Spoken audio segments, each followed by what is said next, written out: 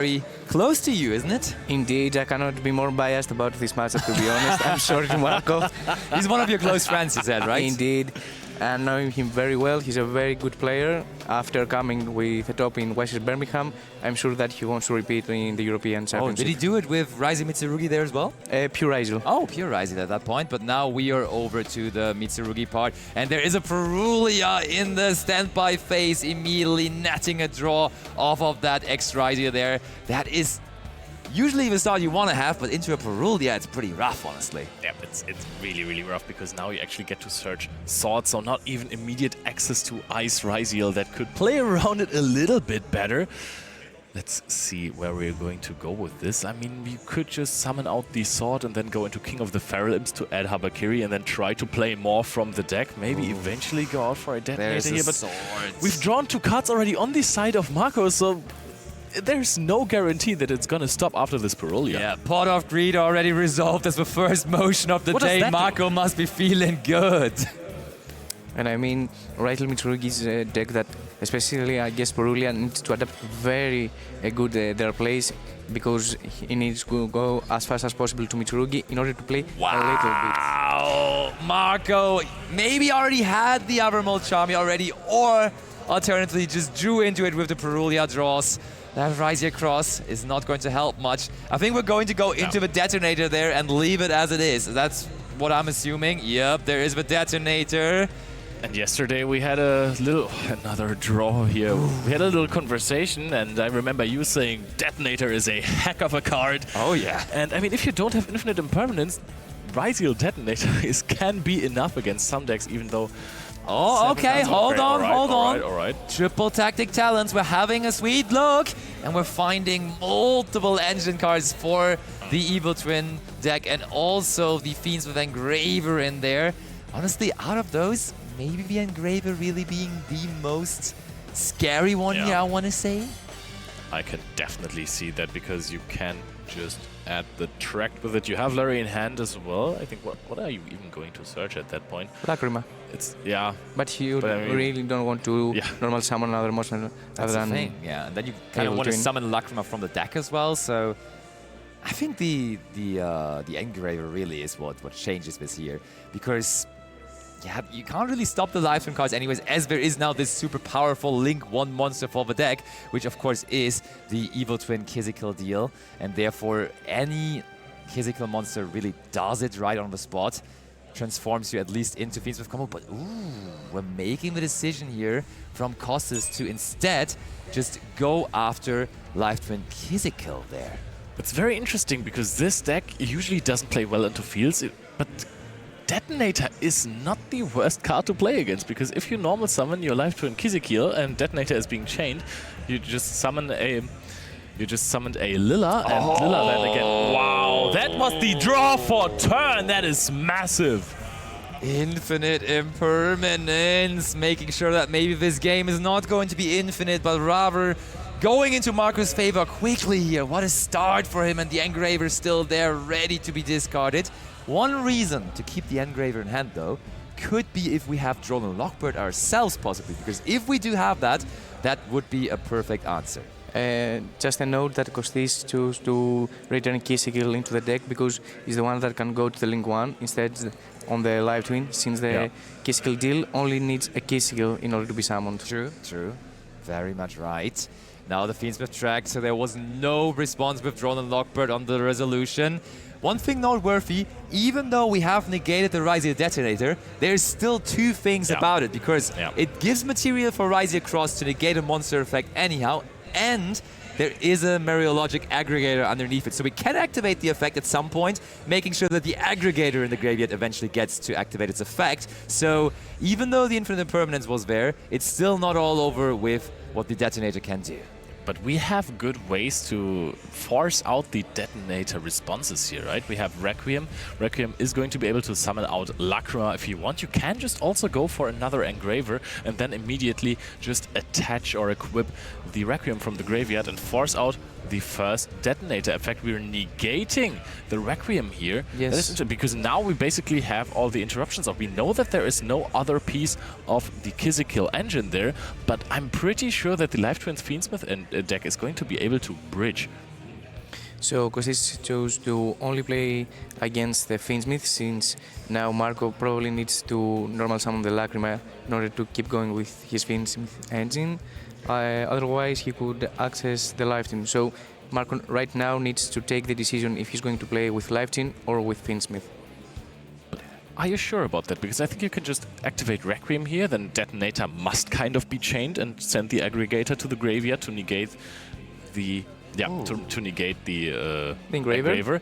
And then if you normal summon Lacrima, you have a sequence line with Aerial... No, you don't have Aerial Ether lines. How do you bridge from Fiendsmith into Live Twin?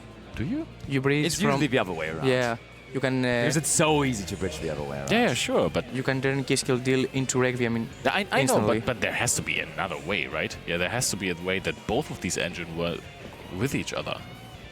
I mean, probably with Aerial and then go to... But there's no Aerial. Yeah, you can't also... I mean, there are Fiends in the extra deck with the Evil Twins, but the Live Twins are all Cybers.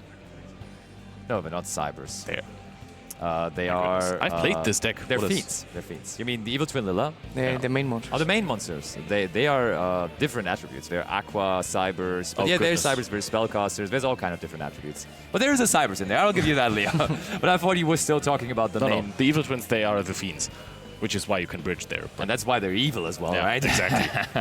Okay, the Lacrima is out now as well. And like you were saying, deciding only to play against the Fiendsmith engine, I think the Fiendsmith engine on its own is going to have trouble closing out the game here right on the spot. So there is a chance that it gets back to Kostis here eventually. Yeah, indeed, because he right now wants to take another turn, so don't forget that he has been Purulia and Fugalos, so it means that he has a lot of follow-up probably in his hand. Sure. So he just wants to take one more turn and play in a mini-board rather than getting OTK'd. That is a good point. Of course, you always take that, but after the triple tactic talents, we knew that Marco also has double drawn Lockbird in hand.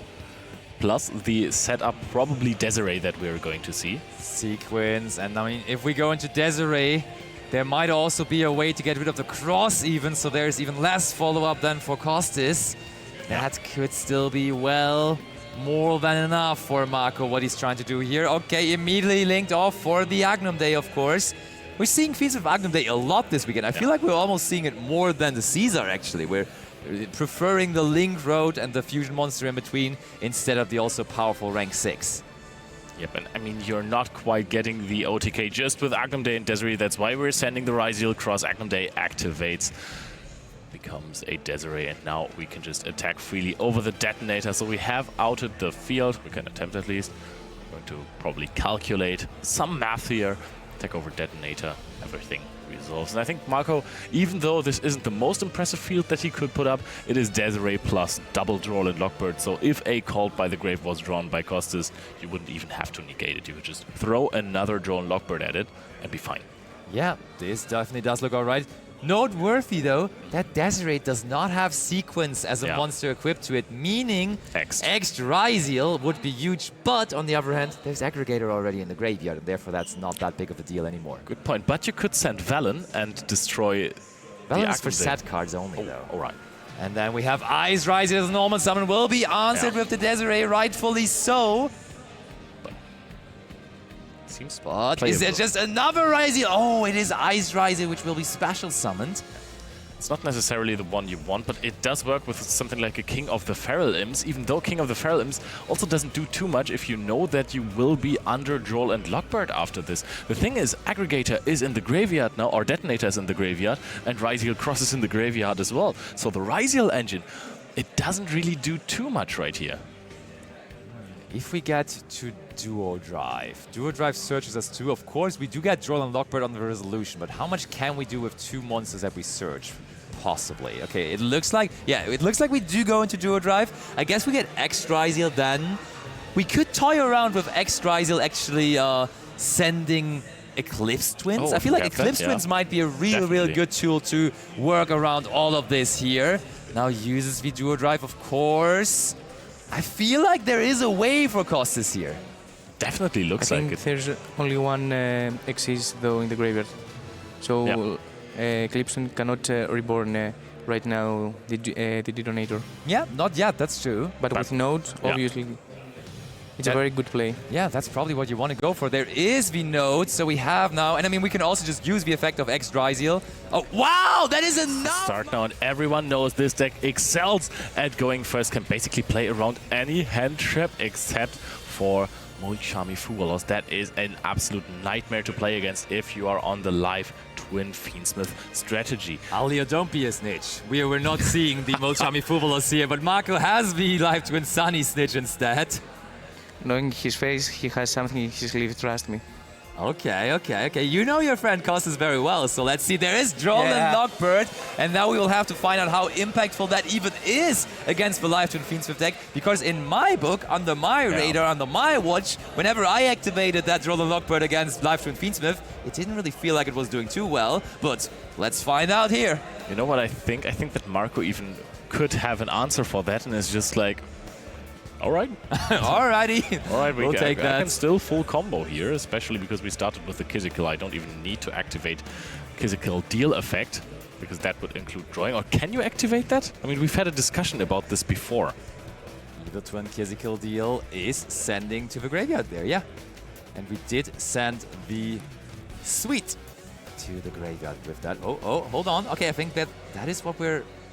And this is exactly why Live Twin breeds so good with Fiendsmith. You can just change Quizzical Deal into Requiem. Oh, but no Fiends with Access, but there is Called by the Grave on the Ash Blossom and Joyous Spring. So yes, there is Fiendsmith for Marco.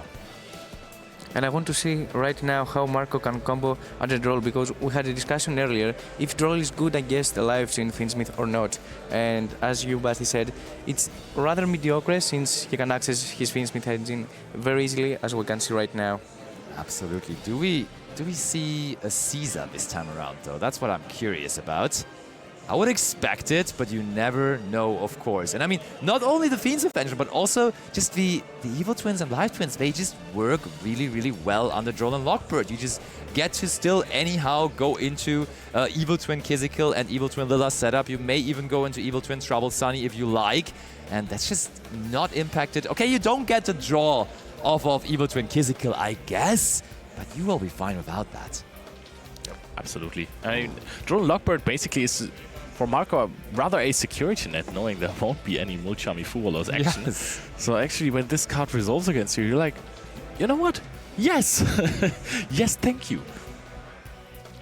Engraver effect now after a Bower Q, of course.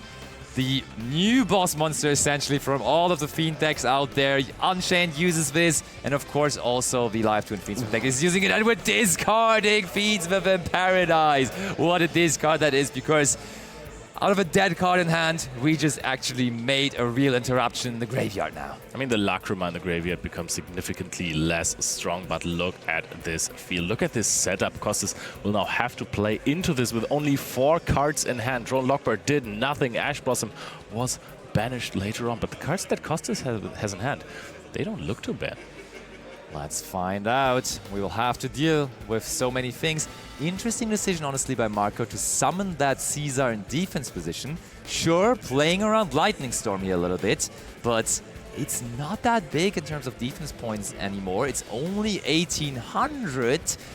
He has 2 mini protections through battle, though, since both links can destroy monsters. Yeah, that's true. So he wants to force the battle phase. Ooh, X Ryzeal is something to out a Caesar anyways, though. That's huge. That's the best answer to DDD Wave King High Caesar in the game, I want to say. The good thing is when you know that your opponent has activated 2 hand traps in your first turn, you still full combo, there is just a minimal chance of them drawing into field-breaking cards like Forbidden Droplet, like Lightning Storm. Because usually, you're either playing a lot of hand traps to stop your opponent from comboing completely, or you're playing only breakers just to get through any kind of field. Sword Ryzeal successfully added to the hand, but there is Droll and Lockbird this time around. Both sides now using Droll and Lockbird. And this is now even better. Of course, we did not use Called by the Grave on Drone and Lockbird. Yeah. If we just have one ourselves, because we truly want to resolve that, of course. And to be honest, as you mentioned earlier, Basti, Roll doesn't do a lot against live twin, so you can keep your Cold for an As potentially, as we saw. I mean, it just basically tells you that you can't be Fuba lost, which is really good. I think, by the way, if you're on Marco's side, you should definitely destroy one of these monsters here, because otherwise we can see the Excitonite, the Evil Swarm Excitonite has been such a powerhouse in the past and is now more relevant than ever, comes up in so many games. And yes, we're activating Trouble Sunny. We won't get a draw from our Kizikil, but Lilla is going to destroy a monster. And there it goes. I mean, Marco respecting the extra knight that you said, Leo. And yes, I think this is game actually. Costas packs, because the summoning from hand effect is sometimes really relevant, even though you can just skip it in your combo if you've been Peruliad. Yeah. And I feel like, Mike, you're more nervous when Costas here. You're really sweating here for him. I can really relate to that, though. And he doesn't look super happy here. Or is he just concentrated and locked in, trying to figure out what of those amazing cards in his hands is the best one to start with? It is his kind of poker face. Okay, all right, I respect it. Also, if you're rooting for Costas, I'm rooting for Marco. Same, because he has gold pride sleeves. He has gold pride sleeves, he's all my man. Yeah, true, those are amazing. I use these for my time wizard decks, actually. And I have to give it to Marco that he played very good the game too, and he interacted very well against Costas. Oh, but this is taking a while, Costas. Do you even have a play? Or is it just between all of those good cards again? I mean, yeah, if he has nothing, he's gonna pass fast, right? Oh, he is passing, though. It wasn't fast, but in the end, it is Marco's turn now. To be honest, I have seen this face a lot of times, unfortunately. But I mean, he has to have something. But he can't have Mulchamis. You always side them out going first, right? So there has to be something in his deck that does something for him here. What leads you to be in this position? I mean, the problem with this deck, the problem with the Ryzeal Mitsurugi deck, that doesn't really do too much. That was good back in the day, right? When you played Runic Light Twin, you would always try to imperm this, but now with the Link 1, it barely really does anything, to be honest. It gives so much power to the deck. Accessing your Fiendsmith after you combo with Live Twin, it's just miraculous. The big problem of this deck is that you play cards like Ryzeal Cross, you play cards like Kusanagi. There is going to be, what else? Ryzeal Star sometimes. There are so many brick cards. If you still have some of your cards like Drone Lockbird in your main deck because you had to side out all the Mulchamis and there's nothing else to bring in, your hand against this deck can be absolutely terrible. There's even more cards. No Ryzeal, Night Sword Serpent. There's really plenty of cards. Cross-up Designator, Called by the Great. Actually, there's a lot of cards that you don't want to draw. Now, I realize why I bricked so much in this deck. Okay, we got the Necrocrypt Princess on the field, which I always like, because if our opponent now has an Ash Blossom or something, we are kind of secured from it, because we can just get a draw through the Necrocrypt Princess as a backup plan. All right, keep on Link climbing. That does very much look like a link into the Evil Twin Kizikil. This is looking great for my boy Marco. Indeed. Unfortunately, I have to say that Marco, at this point, has done nothing wrong. He plays under everything right now, and I know that he knows exactly what he's doing. Yep, I will say, fortunately, he's a great player so far. You're absolutely right about that. Bawaku here as well. Bawaku can, of course, discard cards to activate effects, and Necrocrypt Princess will be happy about that. But at this point, you're leaving it on the field to play around a possible Nibiru the Primal. Yes, you do, and therefore we have checked Nibiru, and we do just go into the Fiendsmith sequence. I feel like we are on our way to get to 8,000 points of damage here, possibly. That is 3 Fiends, including Fiendsmith Engraver, and we all know what kind of a combination that is. That is Fiendsmith Desiree, of course, and once more there's also the Fiendsmith Agnum coming our way, or rather coming Costas' way here.